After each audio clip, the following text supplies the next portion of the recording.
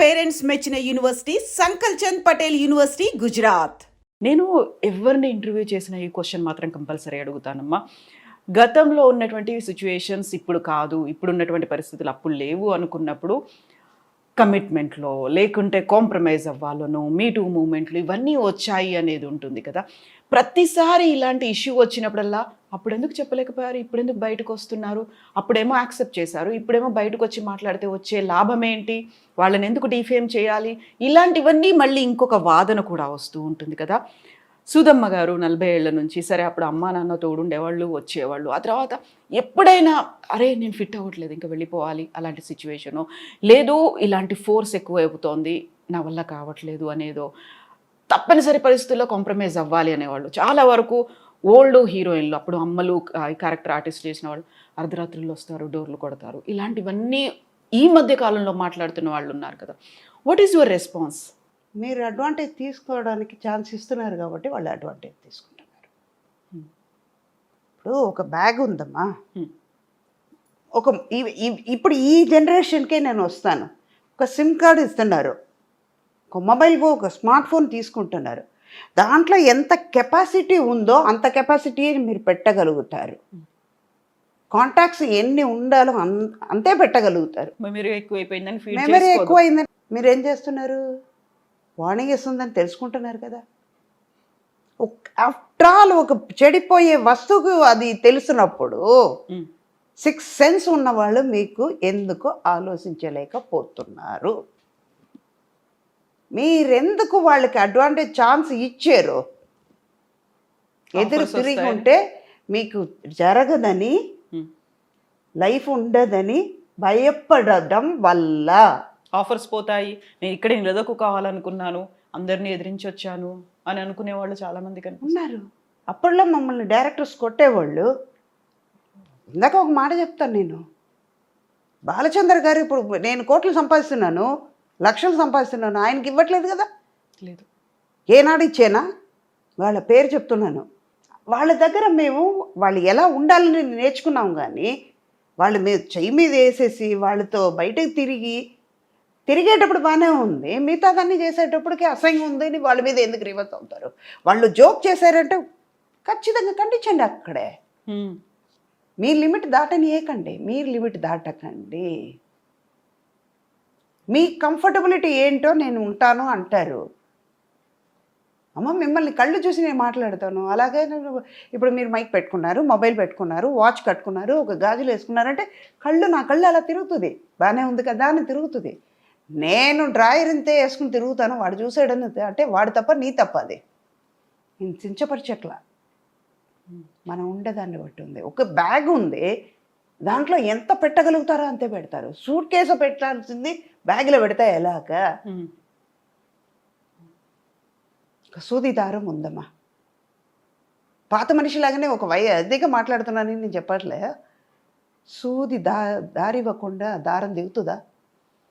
ఇప్పుడు మీరే ఉన్నారు, అమ్మ అంటారు, ఏ అన్నారంటే మీరు ఏమంటారు, ఎలా రిప్లై ఇస్తారు?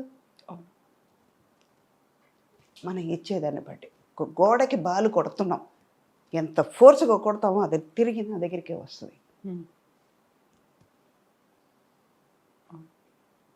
మిమ్మల్ని చూసేటప్పటికి నాకు మాట్లాడాలని అనిపించేటప్పుడు మీరు ఎందుకు మాట్లాడడానికి ఛాన్స్ ఇస్తారు? మీరు మాట్లాడకండి, అవాయిడ్ చేయండి. ఆటోమేటిక్గా వాళ్ళు తగ్గుతారు. ఒక్కసారి చేస్తారు, రెండోసారి చేస్తారు, పక్కన ఉన్న వాళ్ళు అంటారు, అది నేను కేరే చేయట్లేదు, ఎందుకురా, ఎందుకే అంటారు కదా. అప్పుడు నువ్వు ఇన్సర్ట్ అవుతున్నట్టే, వద్దు మాట్లాడడం మానేయండి. ఇవన్నీ చేస్తేనే. మీరేం చేసేవాళ్ళు? అప్పట్లో మాకు ఇలాంటివి వచ్చేదే కాదు కదా. మాకు ఎంతసేపు వర్క్ నేర్చుకోవాలి, మెయిన్ మొబైల్ రావడం వల్ల ఎంతకెంత అడ్వాన్స్గా వెళ్తున్నామో అంతకంత మన చెడు మెట్టెక్కుతున్నాం. చెడు అన్న మెట్టెక్కుతున్నాం, మంచిది ఎక్కట్లా.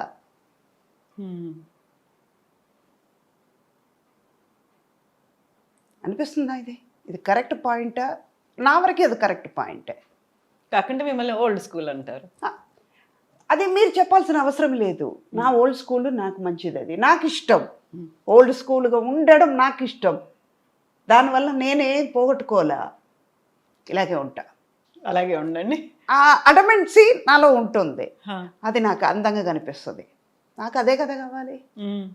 మీకు అనిపిస్తుందంటే మీకు అది బాధగా ఉంటే ఐ డోంట్ కేర్, నా వెళ్ళిపోతూ ఉంటాను నేను. అది మీ తప్పు, మీ చూపులో తప్పు, మీ ఆలోచనలో తప్పు. మ్మ్. నేను చెప్పలేదు కదా మీరు ఆలోచించండి, మీరు తప్పుగా చూడండి అని నేను చెప్పలేదు కదా. నాకు అది కరెక్ట్ అని అనిపించింది కదమ్మా. మ్మ్. మీ చూపులో తప్పు ఉంది, మీ ఆలోచనలో తప్పు ఉన్నాయి. అలాగని నేను తప్పు చేసి పాయింట్అవుట్ మిమ్మల్ని చేయడం తప్పు అంట నేను.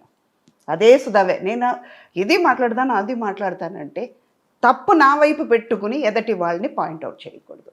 మ్మ్. మీరు ఆలోచించాలి, నేను తప్పు చేసి ఉండొచ్చు కదా, ఎందుకు అన్నారు అన్నది ఆలోచిస్తే తప్పు రాదు అక్కడ.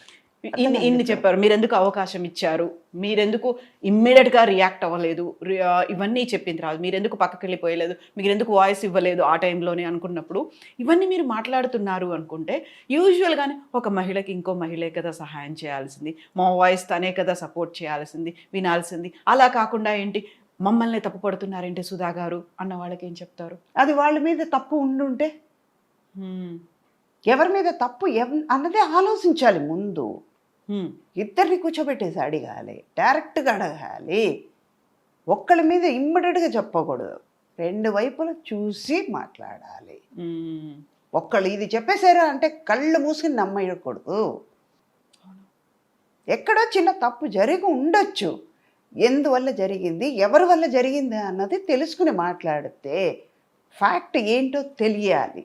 తెలుసుకుని మాట్లాడితేనే ఈ ప్రాబ్లం రాదు. బట్ అవన్నీ అక్కడి దాకా వెళ్తున్నాయి అంటారమ్మా? ఫ్యాక్ట్ కోసం ఫ్యాక్ట్ ఫైండింగ్, ఒక కమిటీయో ఇంకోటో ఇవన్నీ తేలుతున్నాయి అంటారా మీరు? ఎంతసేపు ఇలాగే కూర్చుంటాం కదా, అక్కడ ఎదురుగా ఏం నడుస్తుందో తెలియటం లేదు కదా. దానివల్లనే బయట ఏం జరుగుతుందని చూడండి, కళ్ళు తెరిసి లోకంలో చూడండి.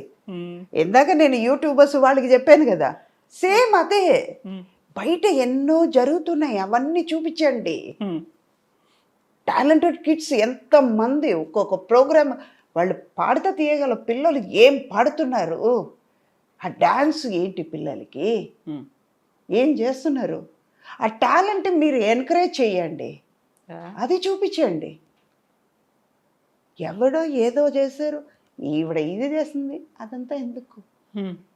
ఇంకా మీరు మైండ్ పాడు చేసుకుని ఎదటి వాళ్ళ మైండ్ని పాడు చేయడం ఎందుకు అంట నేను. ఓకే, అది సపోర్ట్ చేయను అంటాను. ఇప్పుడు తప్పు ఎవరి మీద ఉంది? రాసేవాళ్ళ మీద తప్పు, వాళ్ళ ఆలోచన తప్పు అని పాయింట్అవుట్ చేస్తాను. అది తప్పు అంటాను, కానీ మంచిగా రాసేవాళ్ళని నేను తప్పు చెప్పట్లేదు కదా, అది కూడా చూడాలి కదా. ఒప్పుకుంటారా? ఒప్పుకుంటా.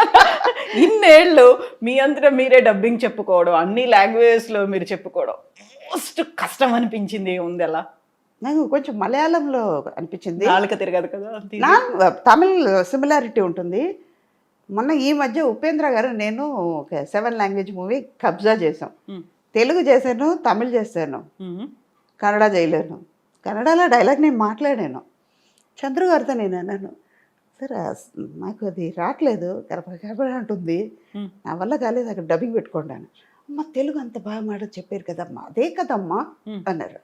లేదు చంద్రు నేను చెప్పలేకపోతున్నాను, మీరు డబ్బింగ్ పెట్టేయండి.